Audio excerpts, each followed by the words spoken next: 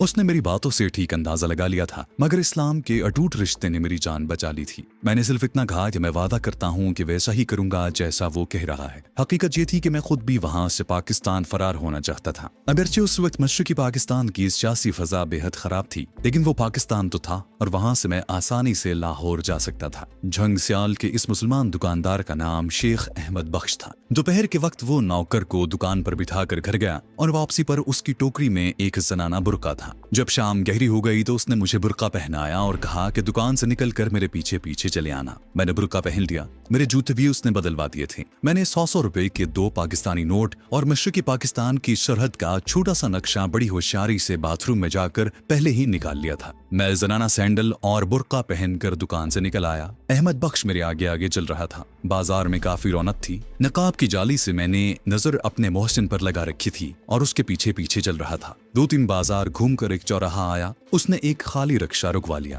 फिर सर के हल्के से इशारे से मुझे बैठने को कहा। रिक्शा हम दोनों को लेकर कई बाजारों में से गुजरता लोअर चीतपुर रोड की एक पुरानी मगर बहुत बड़ी बिल्डिंग के फाटक में दाखिल हो गया। बिल्डिंग के अंदर एक कुशादा सहन था जहां दीवार के साथ पानी के नल थे। उसके नीचे बाहर वाली दुकानों के 2 नौकर बर्तन धो रहे थे। रिक्शे से उतरकर हम पहली वाली तंग सीढ़ियां चढ़कर दूसरी मंजिल के एक फ्लैट में पहुंच गए। शायद उसने अपनी बीवी को सब कुछ बता रखा था। उसने मुझे बुर्के में देखकर किसी किस्म की हैरत जाहिर न की। रात के खाने के बाद अहमद बख्श मुझे वहां से निकालकर उस इलाके की मस्जिद नाखुदा के करीब एक खाली फ्लैट में ले गया और मुझे हिदायत की कि मैं वहां से हरगिज बाहर कदम न रखूं। जहां दीवार के साथ एक जानिब जूतों के डिब्बों का अंबार लगा हुआ था, उसने अलमारी में से चादर निकालकर फर्श पर बिछा दी और तकिया भी लगा दिया। बोला तुम आराम करो और दरवाजा अंदर से बंद कर लेना, मैं भी बाहर से ताला लगा दूंगा। खबरदार बत्ती रोशन न करना, मैं सुबह आऊंगा। मेरे पास पानी की एक बोतल और सिगरेट का एक पैकेट छोड़कर वो चला गया। सारी रात मच्छरों ने मुझे सोने न दिया। अंधेरे में बैठा सिगरेट फूंकता रहा। किसी वक्त थोड़ी देर को आंख लगती तो मच्छर काट कर जगा देते। अल्लाह सुबह मस्जिद नाखुदा से अजान की आवाज आई। फिर बाहर से कोई ताला खोलने लगा। मैं चौकस हो गया। दरवाजा खुला और मेरा मोहसिन अंदर आ गया। वो मेरे लिए नाश्ता लाया था। उसने बताया कि मेरे निकलने का बंदोबस्त हो गया है। आज रात 2 बजे कमरदीन नामी एक आदमी आएगा। वो मेरा खास आदमी है। मैंने उसे सब कुछ बता दिया है। वो तुम्हें सरहद पार करवा देगा। मैं खामोश रहा। शेख अहमद बख्श ने जेब से बटवा निकाला। उसमें से पाकिस्तानी करेंसी के 100 के 5 नोट निकाल कर मुझे दिए और कहा, मैं एक मामूली दुकानदार हूँ, इससे ज्यादा तुम्हारी मदद नहीं कर सकता। बर्तन टोकरी में रख कर जाने लगा तो कहा, मैं दोपहर को खाना लेकर आऊंगा। मैं उसे ममनूनियत भरी नजरों से देखता रहा। वो चला गया। दोपहर को एक बार फिर मेरे लिए खाना लेकर आ गया। उसने मेरे फरार के मौजू पर कोई बात न की, बस इधर उधर की बातें करता रहा। रात के खाने के बाद उसने सेफ्टी रेजर दिया और कहा कि शेव कर लेना। मेरी दाढ़ी काफी बढ़ाई थी। फिर मुझसे बगलगिर हुआ और रात के 2 बजे तैयार रहने की ताकीद करके चला गया। उसके जाने के बाद मैंने शेव बनाई, गुस्ल किया। दोपहर को उसने मुझे वंगला कुर्ता और पाजामे का एक जोड़ा दिया था, वो मैंने पहन लिया। मशरकी पाकिस्तान के नक्शे की अब मुझे जरूरत नहीं थी। वैसे भी ये मुझे जासूसी के इल्जाम में पकड़वा सकता था। मैंने नक्शे को फाड़ कर बाथरूम में फेंक दिया। 700 रुपए के पाकिस्तानी करेंसी नोट तय करके जेब में रखे और सिगरेट सुलगाकर रात गहरी होने का इंतजार करने लगा। वक्त बड़ी मुश्किल से गुजर रहा था जब मेरी घड़ी की सुई ने ठीक रात के 2 बजाए। दरवाजे के ताले में चाबी घूमी। मेरे कान खड़े हो गए। मैंने आहिस्ता से पूछा, कौन है? दूसरी तरफ से पुरसुकून भारी आवाज आई, कमरदीन। दरवाजा खुलकर बंद हो गया। अंधेरे में दरमियाने कद और दुबले पतले बदन का एक आदमी अंदर आया। वो भी बंगाली लिबास में था। वो मेरे करीब चटाई पर बैठ गया और मुझसे पंजाबी में बोला, तुम्हें बंगाली नहीं आती? मैंने नफी में सर हिला दिया। बोला, फिर तुम दूसरे लोगों के लिए इस वक्त तक गूंगे होगे जब तक मशरकी पाकिस्तान की सरहद पार नहीं कर लेते। मैंने इस बात में सर हिला दिया। उसने पूछा कि मेरे पास पाकिस्तानी करेंसी कितनी है। मैंने जेब से 100 के 7 नोट निकाल कर उसके सामने रख दिए। उसने सारे नोट उठाए, उनको जोड़कर मोमबत्ती सी बनाई और अपने पाजामे के नेफे में डाल लिया। फिर जेब से भारतीय करेंसी के रुपए वाले 4 नोट मुझे दिए और कहा, इन्हें अपने पास रखो, भूलना नहीं कि तुम गूंगे हो। इतने में नीचे किसी मोटर के आहिस्ता से रुकने की आवाज सुनाई थी। कमरदीन ने मुझे अपने पीछे आने का इशारा किया। फ्लैट से निकलकर उसने दरवाजे पर ताला लगाया और हम तंगो तारीक सीढ़ियां उतरकर नीचे बाजार नुमा गली में आ गए। एक पुराने मॉडल की मोरिस गाड़ी बिजली के खंबे से जरा आगे खड़ी थी। उसकी पिछली सीट का दरवाजा थोड़ा सा खुला हुआ था। मैं और कमरदीन पिछली सीट पर बैठ गए।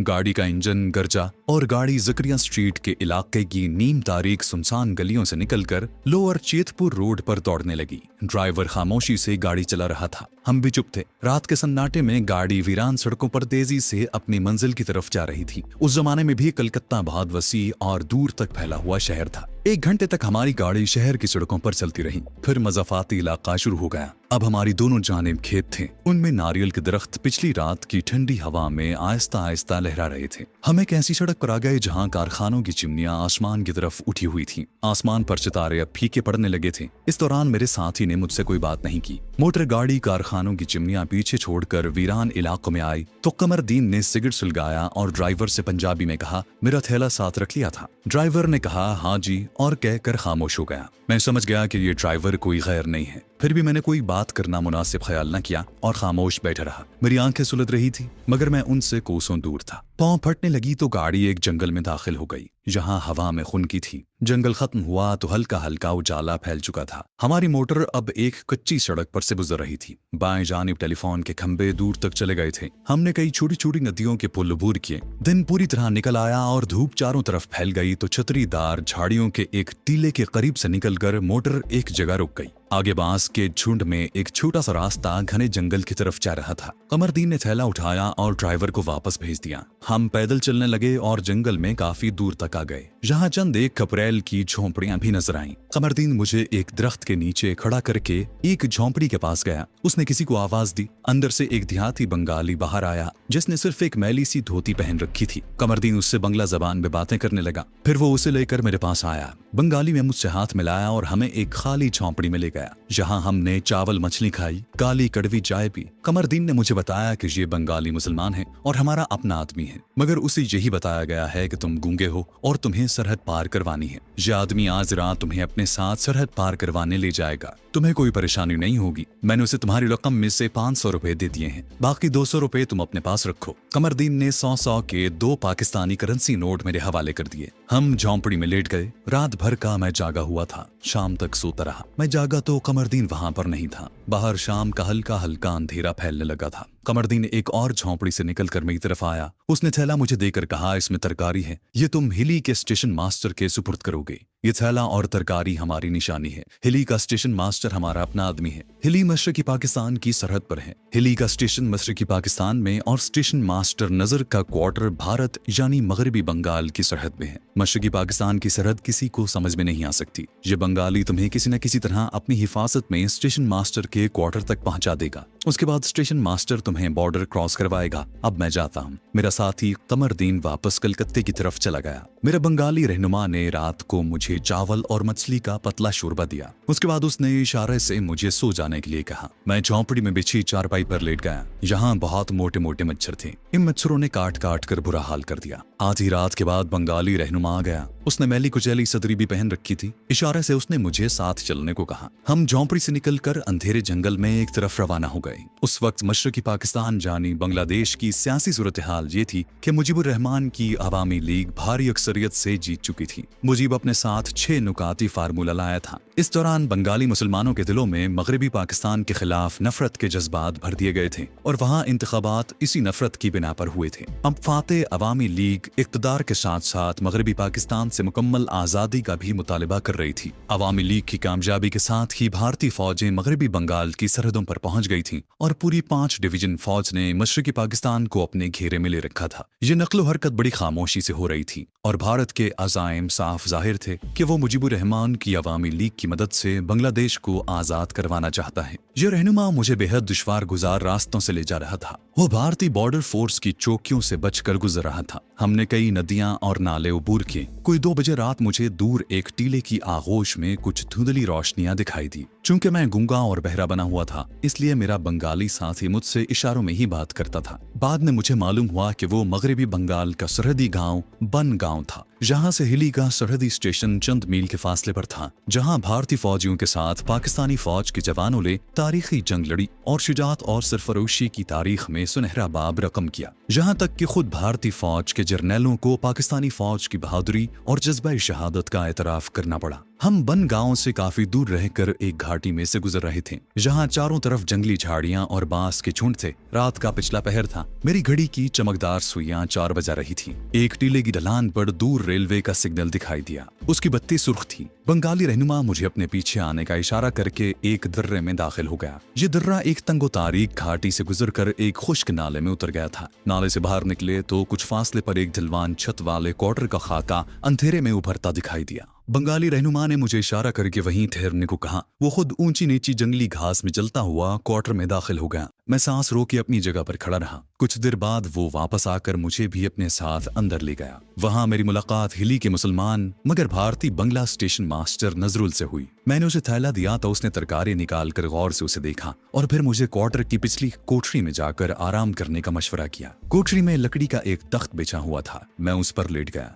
दिल में तरह तरह के वसवसे पैदा हो रहे थे, लेकिन अब तक सारा काम बड़ा तसल्ली बख्श अंदाज में हुआ था, इसलिए मैं कदरे मुतमईन भी था। मेरे बंगाली रहनुमा ने मुझसे 100 रुपए का पाकिस्तानी नोट लिया और वापस चला गया। शायद ये नोट उसने हिली के स्टेशन मास्टर को देना था। मुंह अंधेरे स्टेशन मास्टर नजरुल ने मुझे चाय पिलाई, डबल रोटी का एक टुकड़ा खाने को दिया और इशारों में बताने लगा कि मुझे उसके साथ चलना होगा। वो मुझे क्वार्टर के पिछले दरवाजे से निकालकर खेतों और नारियल के झुंडों से गुजारता हुआ एक रेलवे लाइन पर ले आया जहां एक मालगाड़ी खड़ी थी। उसने एक डिब्बे की तरफ इशारा किया तो मैं मालगाड़ी के डिब्बे में घुस गया। अंदर लकड़ी के बड़े बड़े डिब्बे पड़े थे। स्टेशन मास्टर ने इशारों में बताया कि गाड़ी मुझे ढाका पहुंचा देगी और मैं इस दौरान बाहर निकलने की कोई कोशिश न करूं। स्टेशन मास्टर ने मुझे पानी से भरी हुई छोटी सी सुराही और एक खाली नारियल दिया जो उबले हुए चावलों से लबरेज था। वो डिब्बे का दरवाजा बंद करके चला गया। मैं लकड़ी के डिब्बों के पीछे छुप कर बैठ गया। बंद डिब्बे की दर्जों से सुबह की रोशनी अंदर आने लगी। जनवरी का महीना शुरू हो चुका था, जिसकी वजह से मशरकी पाकिस्तान का मौसम खुशगवार था। 2 घंटे बाद डिब्बा खिसकना शुरू हुआ और उसे मालगाड़ी के साथ जोड़ दिया गया। मालगाड़ी हिली के रेलवे स्टेशन से रवाना हुई तो मैंने खुदा का शुक्र अदा किया। सारा दिन गाड़ी चलती रही। उसकी रफ्तार ज्यादा तेज नहीं थी। उसने कई पुल उबूर किए। मैंने नारियल में भरे हुए उबले चावल निकाल कर खाए और सुराही से पानी पी लिया। दिन के 2 बजे गाड़ी किसी रेलवे स्टेशन पर देर तक रुकी रही। जहां से चली तो उसकी रफ्तार खासी तेज हो गई। दिन गुजर गया, रात आ गई। मैं डिब्बों के दरमियान टांगे पसार कर थोड़ी वर्जिश कर लेता ताकि बैठे बैठे टांगे अकर न जाएं। रात को फिर मैंने बाकी मांदा चावल खाए और एक खोखे से टेक लगाकर सोने की कोशिश करने लगा। सारी रात गाड़ी चलती रही। बीच बीच में मेरी आंख खुल जाती और मैं घड़ी पर वक्त देख लेता। रात के 3 बज रहे थे कि गाड़ी के पहियों में ऐसी गड़गड़ाहट शुरू हो गई जिससे अंदाजा हुआ कि गाड़ी किसी रेलवे स्टेशन के बहुत बड़े यार्ड से गुजर रही है। शायद ढाका का बड़ा रेलवे स्टेशन आ गया था। मैंने एक दर्ज में से बाहर देखा। मुझे रोशनियां पीछे की तरफ भागती हुई दिखाई थी। ये मकानों, कोठियों और कारखानों की रोशनियां थी। गाड़ी की रफ्तार कम हो गई थी। रेलवे यार्ड से गुजरते हुए मालगाड़ी ने निस्फ घंटा लगा दिया था। आखिर एक हल्के से धचके के साथ गाड़ी रुक गई। मैंने सुराख में से एक बार फिर बाहर देखा। प्लेटफॉर्म कुछ फासले पर सामने की तरफ था। बीच में 2 रेलवे लाइनें थी। अब सबसे बड़ा मसला डिब्बे से बाहर निकलने का था। डिब्बा बाहर से बंद था। जब तक कोई उसे बाहर से न खोलता मैं नीचे नहीं उतर सकता था। आदमियों की आवाजें आने लगी। ये शायद रेलवे के मुलाजमीन थे और बंगला बोल रहे थे। बाहर अभी अंधेरा था। कोई शख्स डिब्बे के पहियों पर हथौड़े की जरब लगाते गुजर गया। मैंने सुराख के साथ आंख चिपका दी। मुझे कोई आदमी दिखाई न दिया। गाड़ी रुकने से डिब्बे में हब्स हो गया था। मुझे ऐसी आवाजें सुनाई दी जैसे कुछ लोग पीछे से मालगाड़ी के दरवाजे खोलते चले आ रहे हैं। मैं डिब्बों के पीछे छुप गया। मेरे डिब्बे का दरवाजा भी खोल दिया गया। ये रेलवे के आदमी थे। वो तेज लहजे में बातें करते आगे बढ़ गए। ये सिर्फ मालगाड़ी के डिब्बों के दरवाजे ही खोल रहे थे जो मेरे लिए आजादी का पैगाम था। जब आवाजें दूर चली गईं तो मैंने सर बाहर निकाल कर देखा। रेलवे मुलाजमीन की एक टोली हाथ में लालटेन पकड़े मुझसे काफी फासले पर एक डिब्बे का दरवाजा खोल रही थी। मैंने मौका गनीमत जानकर डिब्बे से बाहर छलांग लगा दी और रेलवे लाइन पर गिर पड़ा। जल्दी से खुद को संभाला और दौड़कर प्लेटफॉर्म पर चढ़ गया। प्लेटफॉर्म सुनसान था। मैं एक लम्हा भी जाया किए बगैर ये मालूम करना चाहता था कि ये कौन सा स्टेशन है। मैं बंगाली कुर्ते पाजामे में मलबूस था। छोटा सा पुल अबूर करके मैं दूसरे प्लेटफॉर्म पर आ गया। यहाँ कुछ बंगला मुसाफिर मर्द और औरतें अपने अपने सामान की गठरियों के पास सो रहे थे। किताबों और चाय के स्टॉल भी थे। एक जगह मुझे अंग्रेजी में कमलापुर लिखा हुआ नजर आया। मेरे दिल में इत्मीनान की लहर दौड़ गई। ढाका रेलवे स्टेशन का नाम कमलापुर ही था। मैं ढाके पहुंच चुका था। मैं 2nd क्लास की इंतजार गाह में दाखिल हो गया। जहां भी मुसाफिर अपने सामान के पास सो रहे थे। मैंने बाथरूम में जाकर मुंह हाथ धोया। आईने में अपनी सूरत देखी। मैं पहले से कुछ कमजोर हो गया था और मेरा रंग भी सांवला हो रहा था। जहां मैंने एक बंगाली हजाम से शेव बनवाई। उसे 100 का नोट दिया तो वो बोला कि मेरे पास छुट्टा नहीं है। टी स्टॉल वाले से 1 रुपया लेकर हजाम को दिया। डट कर नाश्ता किया। मैं बंगला की बजाय उर्दू में बात कर रहा था। मैंने महसूस किया कि टी स्टॉल वाला बंगाली मुझे मुश्तबा बल्कि नापसंदीदा निगाहों से देख रहा था। ये मुजीबुर रहमान और भारतीय हुकूमत के कारिंदों की जानिब से मगरबी पाकिस्तान वालों के खिलाफ चलाई हुई मुहिम का असर था। लेकिन अभी हालात इतने खराब नहीं हुए थे। प्लेटफॉर्म पर मैंने मगरबी पाकिस्तान के कुछ सिपाहियों को भी पहरा देते देखा। मैं भारत की सरहद पार करके मशरकी पाकिस्तान में दाखिल होने पर बेहद खुश था। मुझे आजादी और कुशादगी का एक नया एहसास हो रहा था। मैं मौत के मुंह से निकलकर वतन पाक की सरजमीन पर पहुंच गया था। मेरे पास 100 रुपए के करीब पाकिस्तानी करेंसी थी। ढाका मेरे लिए अपना मगर अजनबी शहर था।